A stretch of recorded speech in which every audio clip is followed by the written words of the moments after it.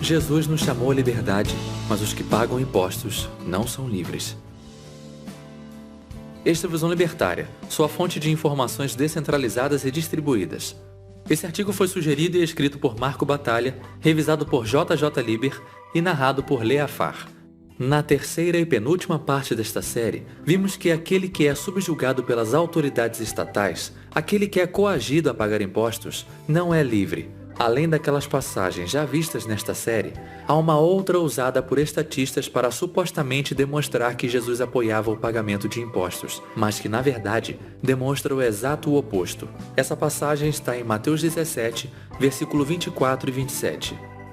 Quando Jesus e seus discípulos chegaram a Cafarnaum, os coletores do imposto de 2 dracmas vieram a Pedro e perguntaram: "Vosso mestre não paga as dracmas?"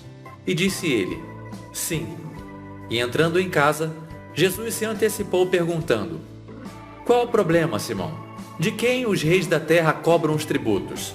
Dos seus próprios filhos ou dos outros?" "Dos outros", respondeu Pedro. Disse-lhe então Jesus: "Logo estão livres os filhos, mas, para não escandalizá-los, vai ao mar, lança o anzol, tira o primeiro peixe que subir, e abrindo-lhe a boca, encontrarás uma moeda de 4 dracmas. Pegue-a e entregue a eles, para pagar o meu imposto e o seu." Está claro que a única razão pela qual Jesus pagou o tributo, e ainda assim por meios sobrenaturais, foi por razões estratégicas para evitar o confronto naquele momento. Ele deixa bem claro que aqueles que pagam impostos não são livres. Se os filhos dos reis mundanos são livres porque não pagam impostos, logo, quem paga não é livre. Isso implica que Jesus necessariamente é contra os impostos, já que uma das principais razões pelas quais Jesus veio à Terra foi para nos libertar, dando ênfase aqui principalmente na parte em que ele diz: "Para não escandalizá-los, vá ao mar, lance o anzol e tire o primeiro peixe que subir, e abrindo-lhe a boca, encontrarás uma moeda de 4 dracmas." Lembrando, pagamento de impostos com o objetivo de não escandalizar ou não criar um problema maior para o seu próprio indivíduo. Jesus diz com todas as letras que veio nos libertar. Dessa forma, podemos ler em Lucas capítulo 4, versículo 16 e 21 o seguinte: "E chegando a Nazaré, onde fora criado, entrou na sinagoga num dia de sábado, segundo o seu costume, e levantou-se para ler. E foi-lhe dado o livro do profeta Isaías. Abriu o livro e achou o lugar em que estava escrito: O Espírito do Senhor está sobre mim, porque Ele me ungiu para pregar as boas novas aos pobres. Ele me enviou para proclamar a liberdade aos presos e a recuperação da vista aos cegos, para libertar os oprimidos e proclamar o ano da graça do Senhor." Então ele fechou o livro, devolveu-o ao ministro e assentou-se. Na sinagoga, todos tinham os olhos fitos nele. Então ele disse: "Hoje se cumpriu a escritura que vocês acabaram de ouvir." Aí temos que o próprio Jesus disse que ele veio para proclamar a liberdade aos presos e para libertar os oprimidos. E ele também disse que aqueles que pagam impostos não são livres. Obviamente não só no sentido espiritual, mas a liberdade plena, a liberdade da alma, do corpo e do espírito. Nós, escravos do Estado, somos os presos. Os apóstolos originais entenderam que uma das principais razões pelas quais Jesus veio à Terra foi para nos chamar à liberdade. Assim, Tiago nos aconselha em sua carta: "Mas o homem que observa atentamente a lei perfeita, que traz a liberdade, e persevera na prática dessa lei, não esquecendo o que ouviu, mas praticando, será livre, será feliz naquilo que fizer. Falai e agi como quem vai ser julgado pela lei da liberdade." Da mesma forma, Pedro escreve: "Vivei como pessoas livres, mas não usai a liberdade como desculpa para fazer o mal. Vivam como verdadeiros servos de Deus." Assim como os apóstolos originais, Paulo escreve: "Fostes comprados pelo mais elevado preço. Não vos torneis escravos de homens. E, porque sois filhos, Deus enviou os vossos corações o Espírito de seu Filho. Assim, já não é mais escravo, mas filho. E se és filho, é também herdeiro de Deus por Cristo. Foi para a liberdade que Cristo nos libertou. Portanto, permaneceis firme e não vos deixais submeter novamente a um jugo de escravidão." E citando a regra áurea de novo, e dizendo que toda a lei se cumpre nela, Paulo escreve: "Porque vós, irmãos, fostes chamados à liberdade.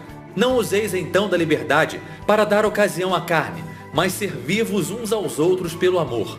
Porque toda a lei se cumpre numa só palavra, que é: amarás ao teu próximo como a ti mesmo.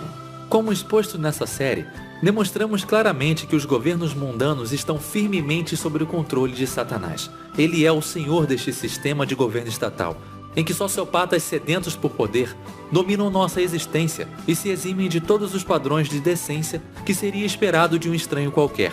Todavia, este sistema demoníaco de controle estatal não durará para sempre. A Bíblia é bem clara e explícita sobre o que o juízo final diz respeito.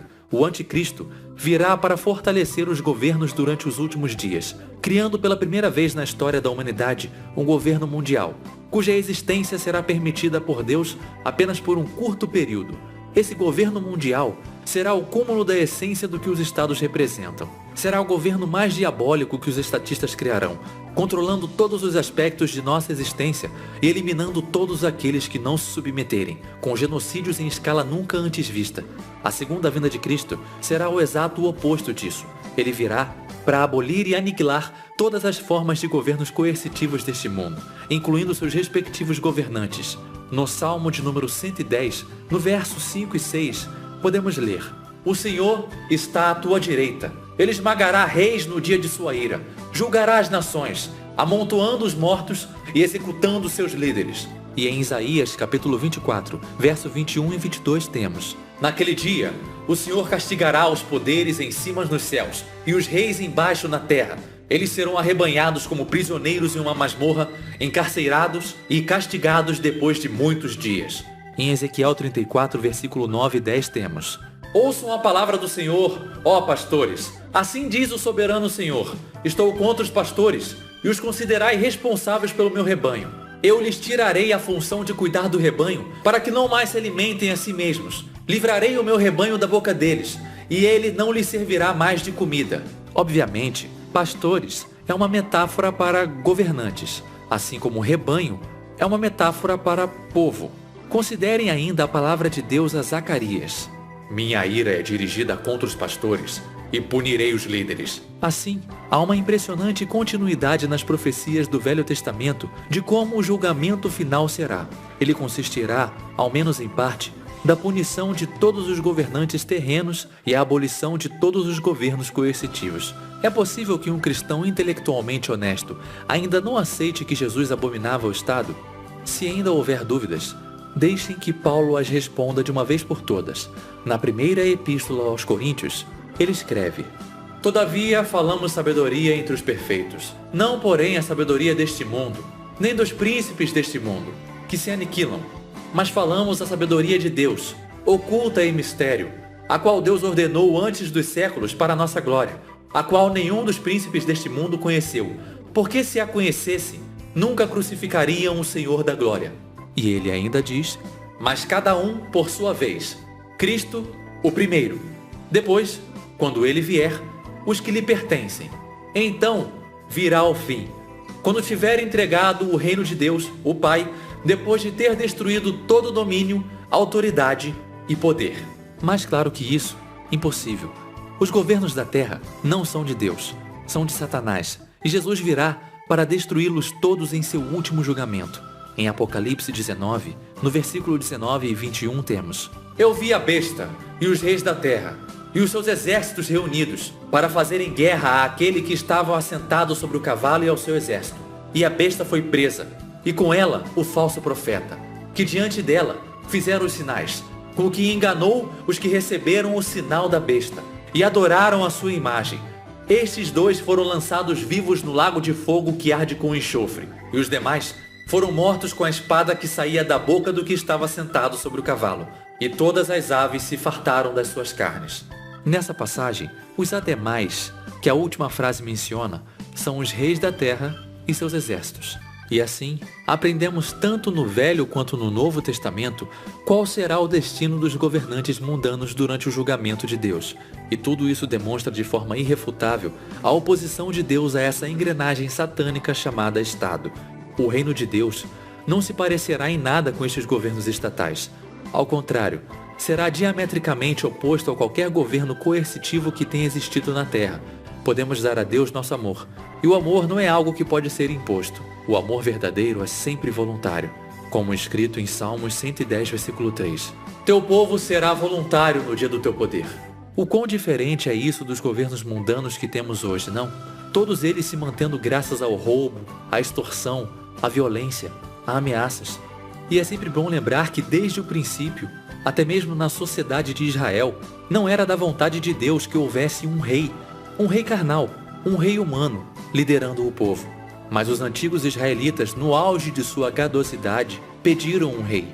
E mesmo com o profeta Samuel avisando que um rei não seria bom, eles ainda assim queriam ter um rei carnal e um rei humano. E é bom lembrar que esse foi o maior erro das tribos de Israel. Com o estabelecimento do reino de Deus, a humanidade ficará livre deste satânico sistema de servidão a que hoje está submetida. Se o Estado é o caminho da servidão, Cristo é o caminho da liberdade. Ele veio para nos mostrar como podemos nos libertar.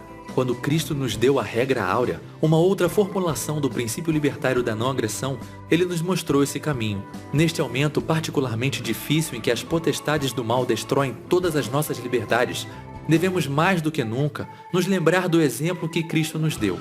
Assim, não nos esqueçamos do que ele disse em João 16:33. Tenho-vos dito, para que em mim tenhais paz. Neste mundo tereis aflições, mas tende bom ânimo. Eu venci o mundo. Obrigado por sua audiência. Se você gostou deste vídeo, clique no ícone de curtir abaixo e compartilhe o vídeo em sua rede social. Se você deseja ser notificado de outros vídeos, clique em se inscrever e depois no ícone de campainha. Que Deus abençoe a todos. Até a próxima.